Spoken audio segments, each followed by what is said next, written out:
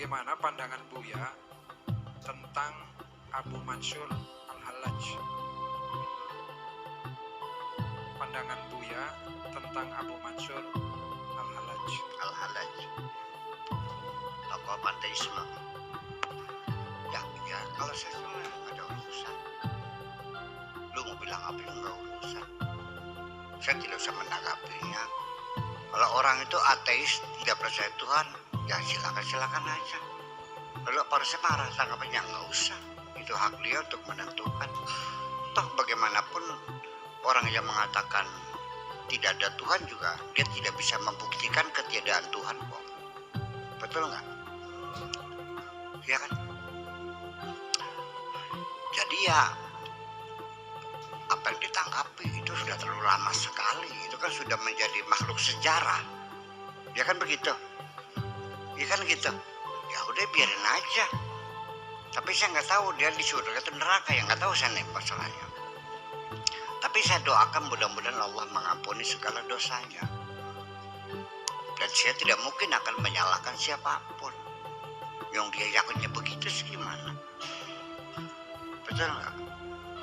Dia yakinnya seperti itu. Sampai dia dihukum mati, siap, mangga silakan. Aku siap. Saking yakinnya. Apakah engkau meyakini kebenaran seperti Al-Hallaj siap mati atau tidak? Ternyata keyakinan masih sangat lemah sekali. Kalau masih berusaha pengen hidup kan, ya itu aja persoalan. Ya barangkali dia betul, wallahu alam bisawab, bisa terjadi. Karena persoalan teori-teori tentang teologi itu kan sangat beragam sekali. Iya kan? Mu'tazilah aja dipancungin pada saat yang jadi rajanya orang Ahlussunnah wal Jamaah. Sebaliknya juga orang Ahlussunnah wal Jamaah juga dipenjara, digebukin ketika raja-raja Daulah Abbasiyah seperti Al-Mutawakkil Billah, seperti Ma'mun Mu'tazilah, korbannya Abu Hanifah di penjara, Imam Hambali juga sama.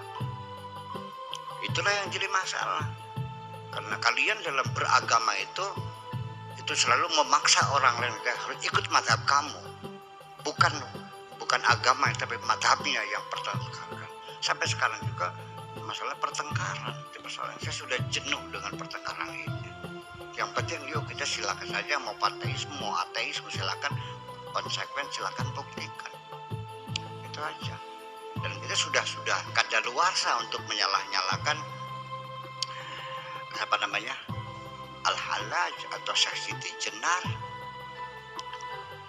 Sekarang Imam Ghazali saja yang menyerang Ibnu Rusdi. Ketika dibantah dia tidak bisa menjawab. Ya kan begitu. Bagi saya perbedaan pendapat kita hormati saja, berbeda. Saya berbeda. Tetapi andaikan ada orang seperti Hallaj, kemudian dosanya apa? Dia mencuri tidak, merampok tidak, hanya dia meyakini sesuatu. Saya bela ketika ada orang dihukum mati karena akidahnya. Saya enggak. Kita sudah hidup manusia merdeka sekarang, demokrasi. Mana ada orang dihukum mati karena keyakinannya? Ya dong. Jangan dimasukkan akidah dalam bidang kriminal. Jadi Syekh Siti Jenar saya bela kalau saya waktu itu sudah lahir, membela kemanusiaan. Masa keyakinan seseorang dengan keyakinan artinya bahwa Tuhan dan alam ini satu tidak bisa dipisahkan, kan begitu. Ya itu ya silakan aja. Yang jelas mah kalau Anda memperhatikan apa yang saya katakan antara kolong dengan ranjang, ya kan begitu. Yang ada tuh ranjang atau kolong? Ranjang. Kolong itu akibat karena ada ranjang. Kalau ranjangnya nggak ada, kolongnya hilang nggak? Nah wujud kita ini kan kolong sebetulnya. Tapi jadi terus nanti Allah kayak ranjang lagi. Ya artinya kita kan hanya nisbi, keberadaan nisbi, keberadaan yang relatif, yang nisbi sebetulnya nggak ada, yang ada hanya Tuhan kok. Ini kan orang dengan congkaknya, dengan akidahnya, dengan ilmu tauhid kalamnya membuktikan adanya Tuhan karena ada langit. Bagaimana Anda bisa membuktikan Tuhan dengan langit dan bumi? Yang Allah itu wajibul wujud. Langit bumi itu hanya mungkinat. Mana mungkin mungkinat bisa menjadi bukti terhadap wajibul wujud. Yang bisa membuktikan ada kolong adalah ranjang. Bukan kolong yang membuktikan adanya ranjang. Karena kolong itu tidak ada sebetulnya. Paham nggak? Itu kan seperti itu. Jadi ini sangat pertanyaan yang bisa menimbulkan polemik lagi nantinya. Oleh karena itu ya sudahlah, ini sudah tenggelam dalam sejarah lama. Hanya pernah cerita ada orang berkeyakinan Al-Halaj itu beginilah ceritanya. Dipanggil raja, Halaj dipanggil raja.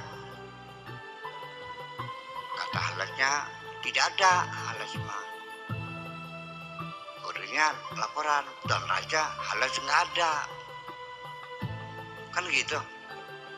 Yang ada siapa? Nanya lagi. Halaj ada nggak ada? Yang ada siapa? Yang ada Tuhan. Jadi balik lagi raja, yang ada Tuhan. Ya sudah, Tuhan suruh sini. Datang lagi, Tuhan suruh ke sana. Nggak ada, adanya Halaj, kan gitu. Makanya bolak-balik akhirnya ya sudah, Halajnya sama Tuhannya menghadap raja. Begitu datang langsung dipenggal kepalanya, kan begitu ceritanya, kan begitu kira-kira. Ya ini kan ya artinya beginilah kita menanggapi apapun yang ditanggapi, apakah itu Syiah, Mu'tazilah, Qadariyah, Jabariyah, Ahli Sunnah, saya tidak perlu menanggapi. Silakan kita berbeda pendapat. Aku tidak pernah menyalahkan kamu dan kamu pun jangan menyalahkan saya kok. Yuk kita berpacu nanti wait and see siapa yang selamat di hadapan Allah nanti. Toh, kita sama-sama tidak tahu. Karena Allah mengatakan sudahlah jangan bertengkar. Yang memutuskan aku nanti di hari kiamat. Innallaha yafsilu bainahum yaumal qiyamah. Itu kok. Ya kan? Itu aja. Setuju? Oke.